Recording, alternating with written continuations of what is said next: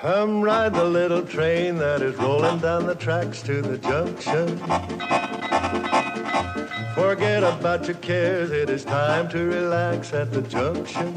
Lots of curves, you bet, and even more when you get to the junction. Petticoat Junction. There's a little hotel called the Shady Rest at the junction. Petticoat Junction. It is run by Kate. Come and be her guest at the junction. Petticoat Junction. And that's Uncle Joe. He's a moving kind of slow at the junction. Petticoat Junction.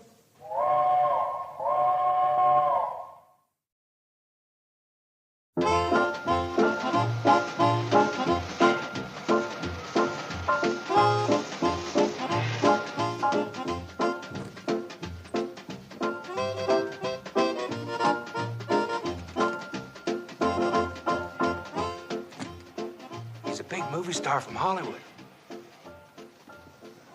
And you're sure there are no phones at the Shady Rest Hotel?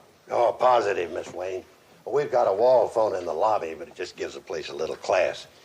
And it's not connected, just like I wrote you in the letter. I'm being buried alive. And there are very few other people there. Only time the Shady Rest ever had over 3 guests at one time was when Miss Pritchett gave birth to triplets in the lobby.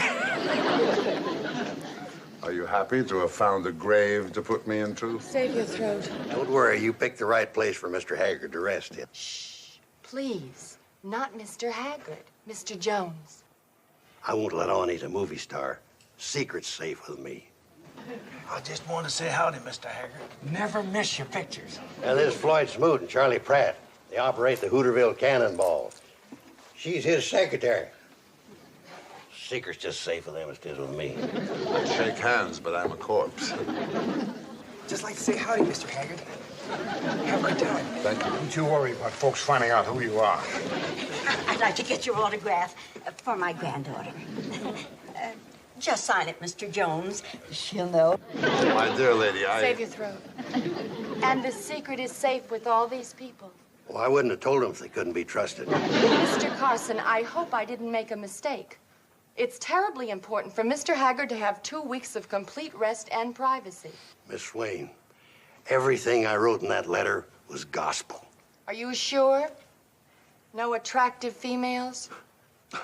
Shucks, no.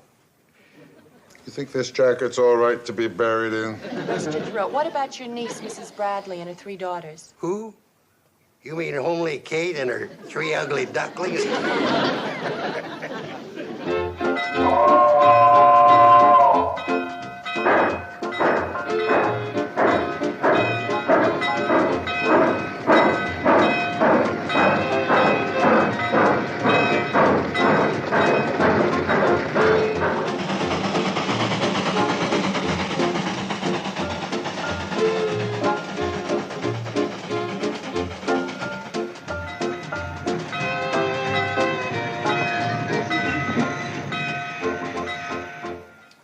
Right this way, folks. Oh, welcome to Shady Rest. Kate? This is Mr. Jones and his secretary, Miss Lucy Wayne. How do, Miss Wayne? How do, Mr. Jones? Let me take your suitcase. Oh, no, please. Oh, well, let's come right this way. That's your niece, Mrs. Bradley?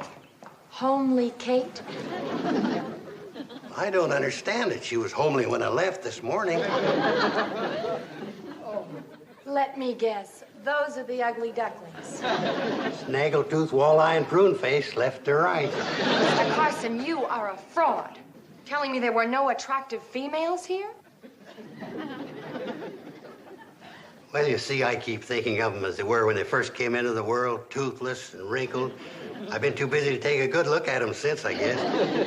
All right, Mr. Carson. But let me warn you, Lane Haggard is to the female what the spider is to flies. Oh, there's no danger. Kate's too old to fall for that romance stuff, and the girls are too young. The Haggard charm gets them from kindergarten to Social Security. Well, he's met his match. Oh, they'll be polite to him, all right. But Kate and the girls are way too level-headed to be taken in by that Hollywood charm. We see every one of your pictures. Wouldn't miss them. I'm grateful to you and your sisters. Okay. Sisters. Did you hear that? She's our mother. Your mother? Oh, come on. She's our mother. She is.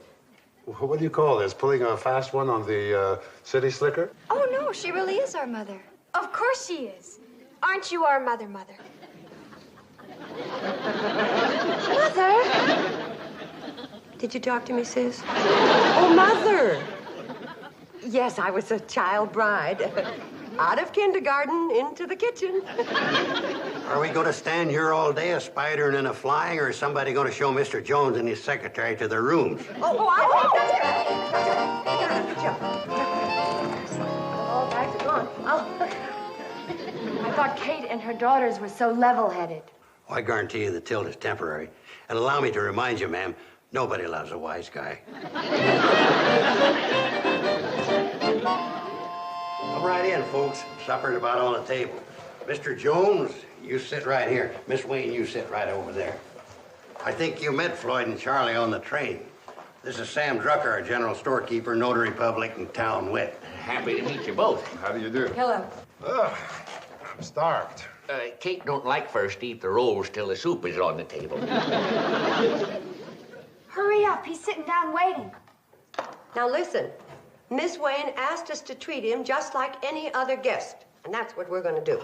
Oh, but gee whiz, when he looks at you with those deep brown eyes. Billy Joe, you stop mooning around. You hear me? And you girls stop acting like silly, empty-headed little fools. He's just an ordinary man. And they're not brown, they're smoky gray with specks of green.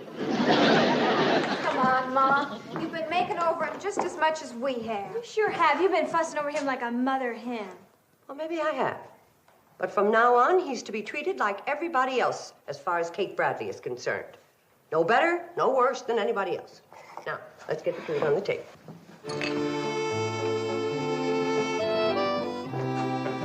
It's the gospel. That's exactly the way it happened. Hey, here comes the food. Soup time.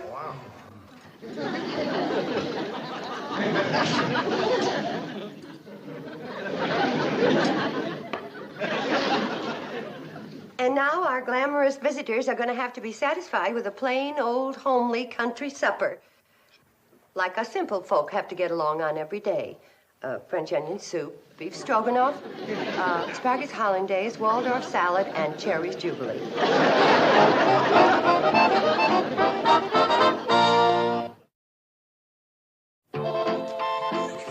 Okay, girl. Now, quiet and ladylike. And control your giggling. Now, come on now and see the movie star shave himself.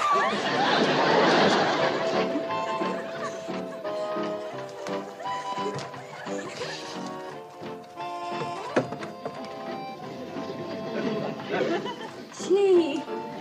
All right, you've had your 15 cents worth. Wowee.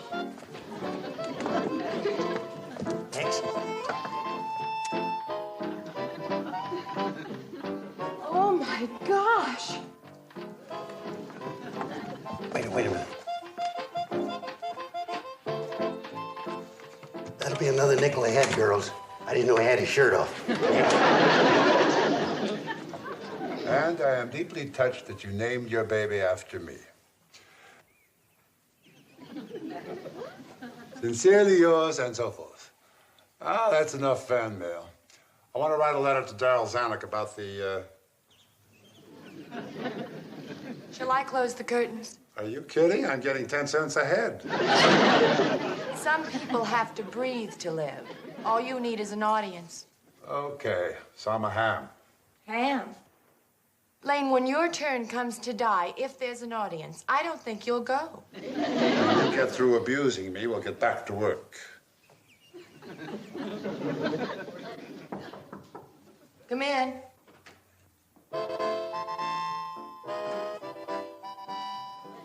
I came to see if you needed towels. Thank you. And thank you for lighting up my room with those radiant eyes.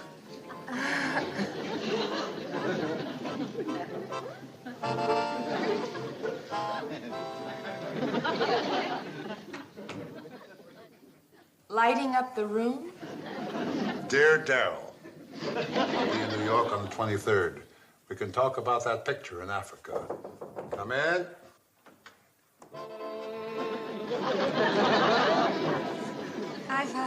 I brought you some towels. Thank you. If this rose could see you, it would die with envy.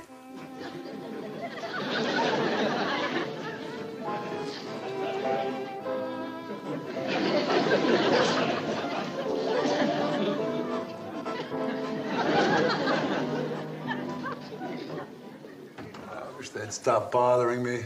Yeah, and the vicious way that you discourage them. You think they take the hint? I have to be kind to women. It's my duty. Duty? Well, naturally. If heaven gives you a voice, you're obligated to sing. Lane, heaven gave Leonard Bernstein a talent, too, but he doesn't start conducting every time he sees a musician. I wish I had the nerve to fire you.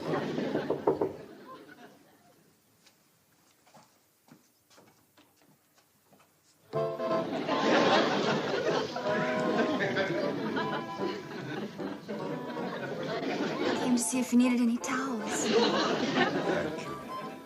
But now I'll have to stop shaving till I get over the effect of those disturbing eyes.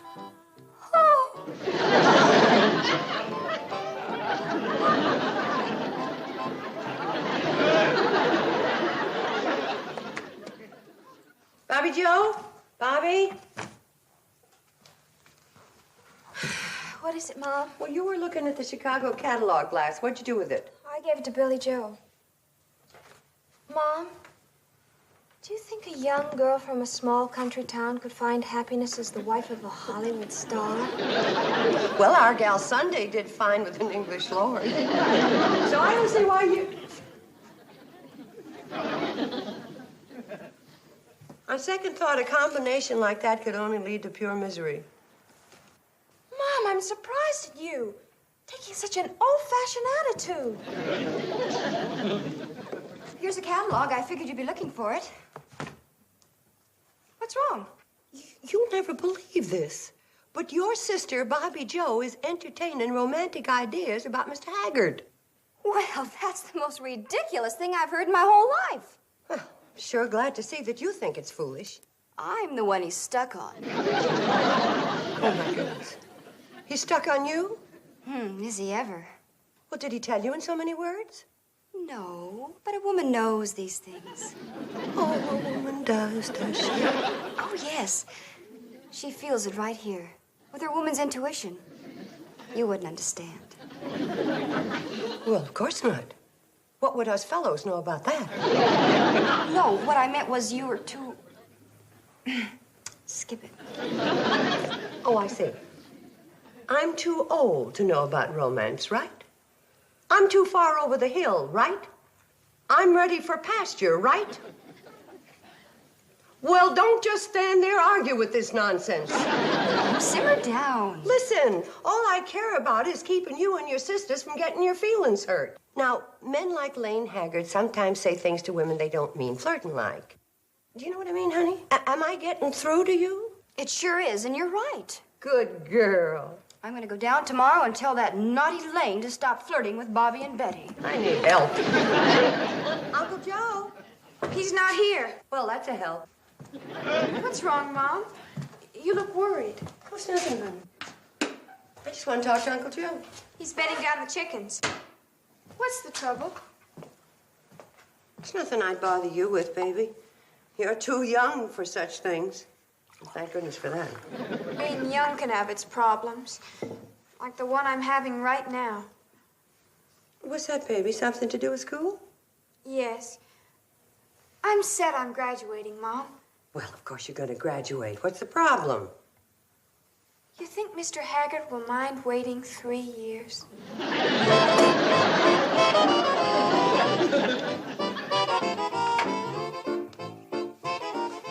Oh, there you are. What a beautiful morning. Now, what did you want to talk to me about, lovely lady? That's it right there. That sweet-talking way of yours. Mr. Haggard, my daughters are very young. I wish you'd call me Lane, lovely lady. No, sir. Not on your life. No nonsense. This is going to be cold and businesslike.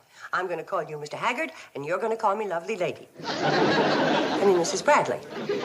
This sounds very serious. It is. My daughters never had a chance to be around a sophisticated man like you. So they don't understand that it doesn't mean anything when you pour out those honey words. They've been taking you serious, and they're going to get hurt, and I'm not going to stand for it. Mrs. Bradley, I think your daughters are wonderful girls. I wouldn't hurt them for $1 million. I know you don't set out to hurt them. You see, Mrs. Bradley, the trouble is making love to good-looking girls has become a reflex action with me. I do it automatically without thinking. You got to stop it. You're right. That's what I've been telling myself. But as I said, I don't even realize I'm doing it. Do you know what a pleasure it is to be able to talk this way to an intelligent woman who also happens to be one of the loveliest and most devastating creatures I have ever met? No, Mr. Haggard. No. You're doing it again, huh? You got to concentrate real hard. Hi there, Lane. Now then, let her have it right between the eyes. Go on. Concentrate. Hello, Butch. It's you. I was wondering who that skinny, bow-legged kid was coming up the road. Oh, you naughty boy.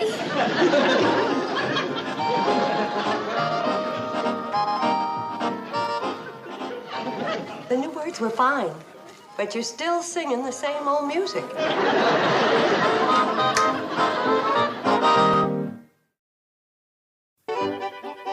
And the girls think he means it. Mrs. Bradley, Hollywood is full of girls who thought he meant it. Why do you think we're hiding out like this? You don't say. I know of 10 women who expect to marry him, and 18 more who think he's madly in love with them. And all because he simply cannot resist exercising his charm on a pretty face. You know something? What he needs to do is find a nice girl and get married. I know a nice girl who's been trying to sell him that idea for 4 years. Really? What, do you think she'd be good for him? I think I'd be great for him. Who you mean you? Me is exactly whom I mean. Well, what do you know? Has he shown any interest? Yeah, well, Lane is the most wedding-shy man I've ever met. The sad part is he admits he loves me, and I know I could make him happy. He's afraid of marriage, huh? The sound of wedding bells, he disappears in a puff of smoke. Well, don't you give up. You're a very sweet young lady, and you'll get him yet. But how? I can't force myself on him. Why not? Listen, if they waited for the sheep to walk into the butcher shop, it'd be a long time between lamb chops. You may be right, but I suppose I have too much pride. Afternoon, Miss Wayne. Hey, could I see you for a minute? I have some work to do in my room. We'll see you later.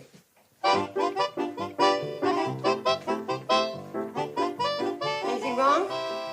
Kate, what happened to those 3 daughters of yours? Well, nothing. I just gave them a good talking to about making fools out of themselves over Mr. Haggard. Well, I don't think it did them too much good. I just seen them down by the well, and they're quarreling like 3 bobcats over which one he likes the most. Tell you, Uncle Joe, I'm going to have to ask Mr. Haggard to move out. The businessman in me gets sick at the thought. I hate to do it, but he's causing more trouble than he's worth. I've got sightseeing excursions arranged for every day next week at a quarter a head. 30 cents with his shirt off. I know he can't help it, but he's a real menace to all single women as long as he's not married. Uncle Joe, I just got a lollapalooza of an idea. There's no money in it. You've got no head for business. But I'm going to need your help. You get hold of Sam Drucker and maybe Floyd and Charlie, and you're going to need your shotgun. Sounds like a wedding. It's a general idea. Now, here's what we're going to do.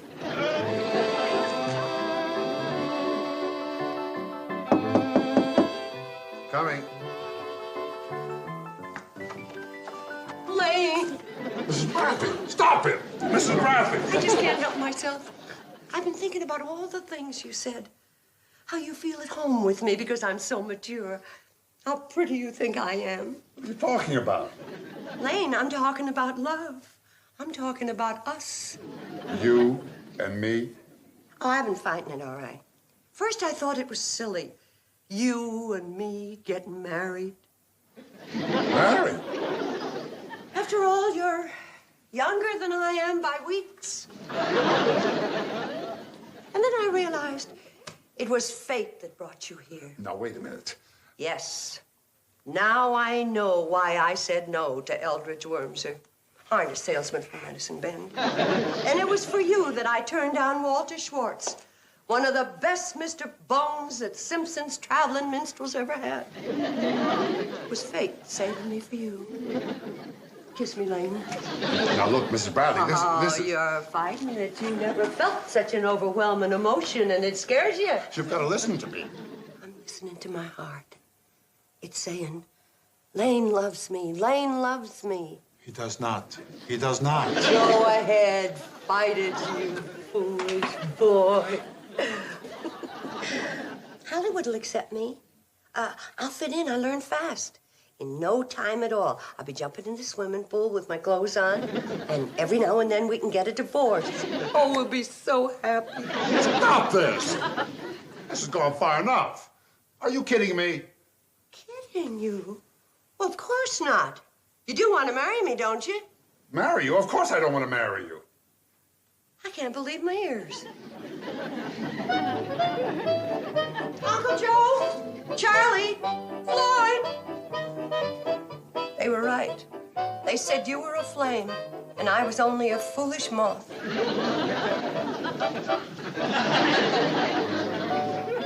What happened? I flew too close and burned my wings. You foolish moth.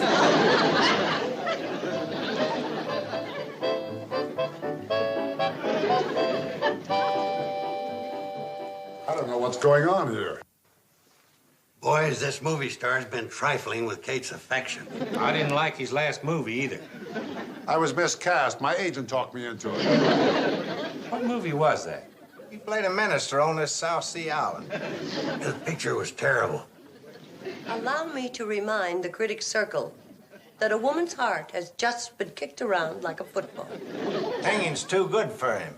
We don't allow our women to be trifled with. He thinks he's back in Hollywood.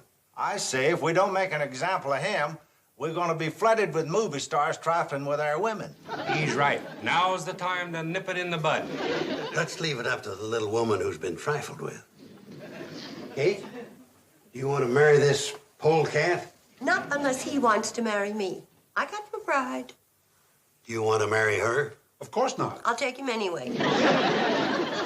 Charlie, Floyd, go get Sam Drucker. Tell him to bring his Justice of the Peace certificate and some cheap rice. Come on. Now, you know as well as I do, you can't make me marry anybody. Why not?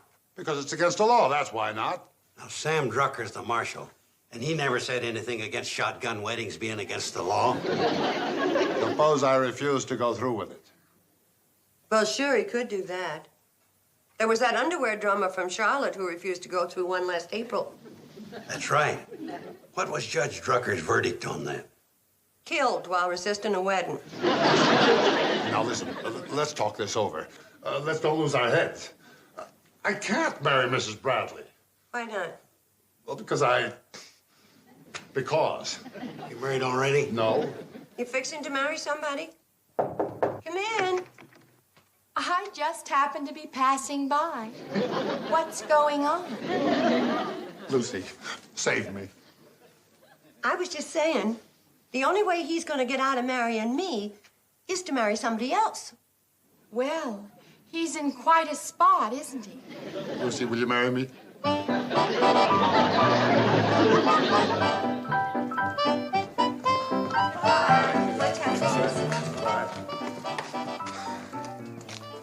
You know, of course, I plan to have this marriage annulled. Oh, really? Yes, in about 50 years. Golly, that was a wonderful wedding. Yeah, I hope I gave them their $20 worth. You did just fine, Sam. Well, I'm plumb tuckered. $20 is a lot of wedding. I think they're going to be real happy together. She better treat him right, because I'll always be ready to take him back. So will I. Me too. Silly girl. I just hope he'll be able to get his lovely lady out of his system.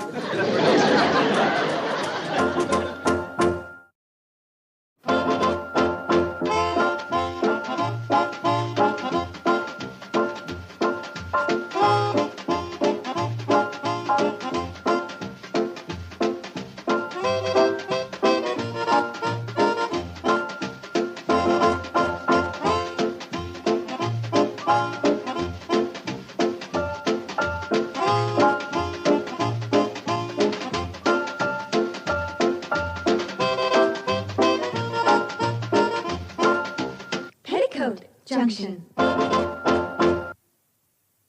This has been a Filmways presentation.